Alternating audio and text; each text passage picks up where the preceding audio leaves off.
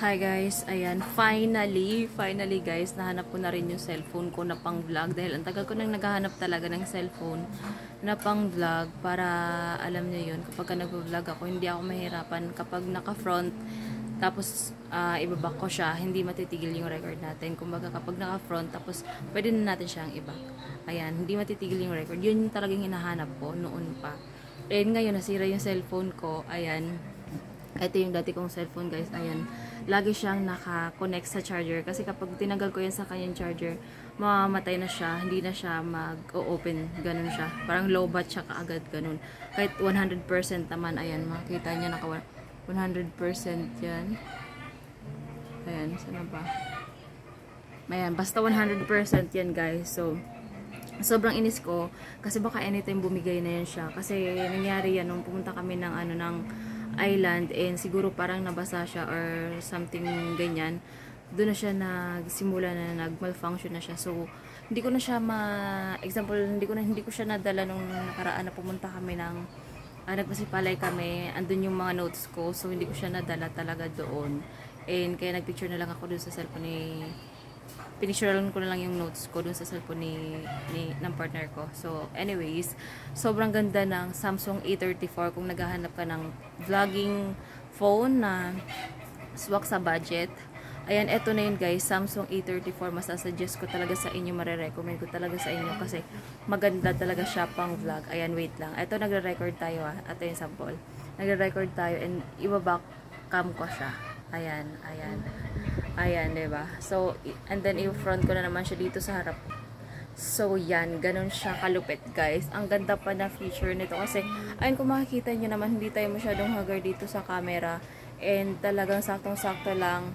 Natural yung kanyang beauty. Ayan, nakikita nyo naman. Dito tayo ngayon sa tindahan naka-duty.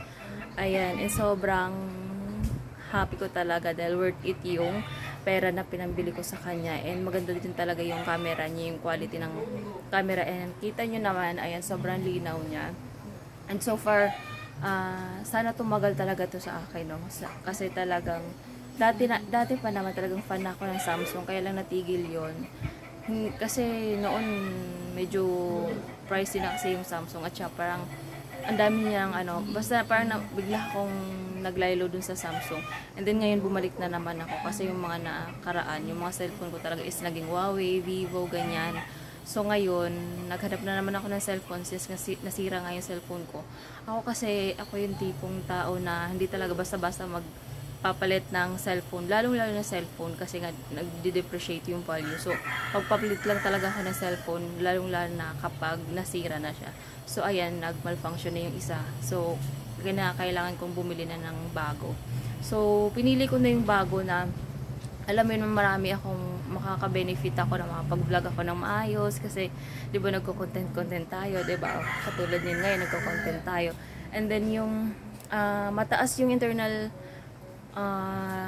storage nito guys, nasa 256, I think.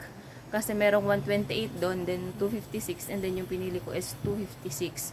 So, ganun siya. And then, kung tatanong nyo kung magkano pagkakabili ko sa cellphone na to, nabili ko lang to siya guys ng sa Shopee, 10,700. Kasi meron akong voucher sa Shopee ng 30% off.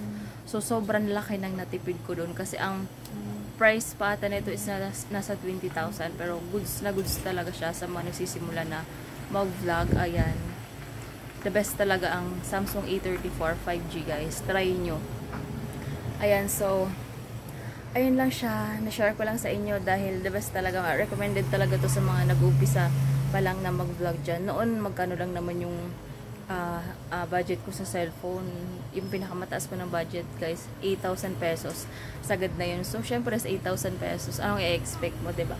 Konti lang yung storage, and then kapag ka mag-vlog, ma-stop ka agad kasi nga full na siya kaagad. Hindi ka makapag-record ng mahabang video. So yun lang guys, wait lang kasi may bibili. So yun lang guys, hanggang dito na lang ang video. Sana meron kayo natutunan. Thank you for watching. Please don't forget to follow and subscribe.